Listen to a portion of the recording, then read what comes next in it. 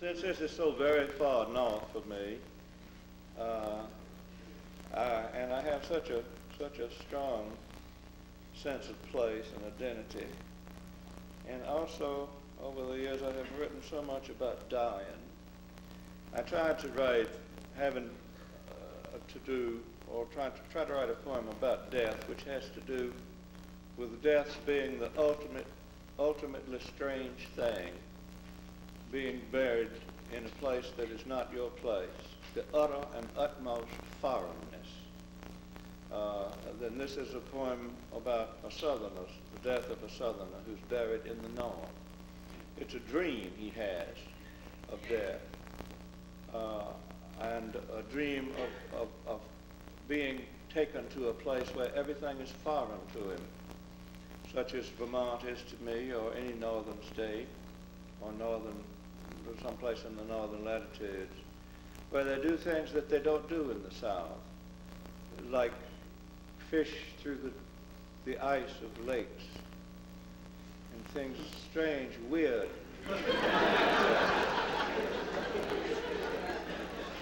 That to me is the ultimate kind of foreignness, which would be what must be like dying. I don't know. Anyway. Maybe it's the beginning of the real life. Maybe I was dead in the South. I don't know.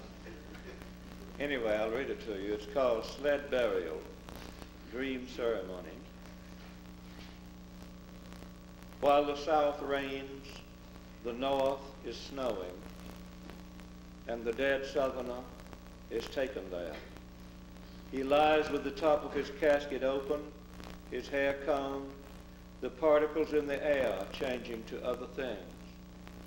The train stops in a small furry village, and men in flap-eared caps and others with women's scarves tied around their heads and business hats over those unload him, and one of them reaches inside the coffin and places the Southerner's hand at the center of his dead breast.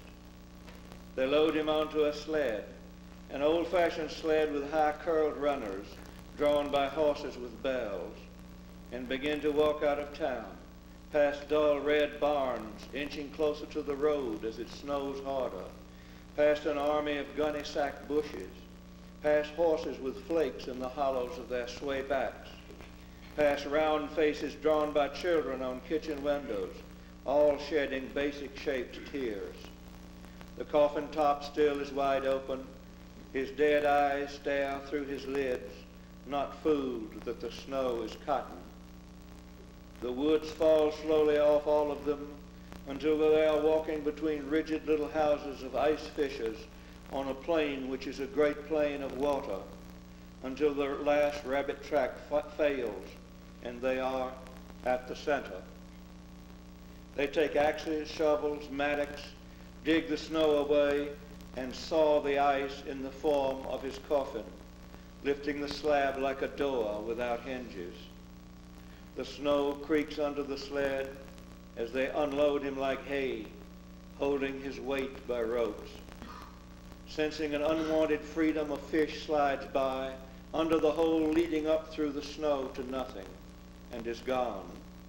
The coffin's shadow is white, and they stand there, gunny-sacked bushes, summoned from village sleep into someone else's dream of death, and let him down, still seeing the flakes in the air at the place they are born of pure shadow, like his dead eyelids, rocking for a moment like a boat on utter foreignness before he fills and sails down.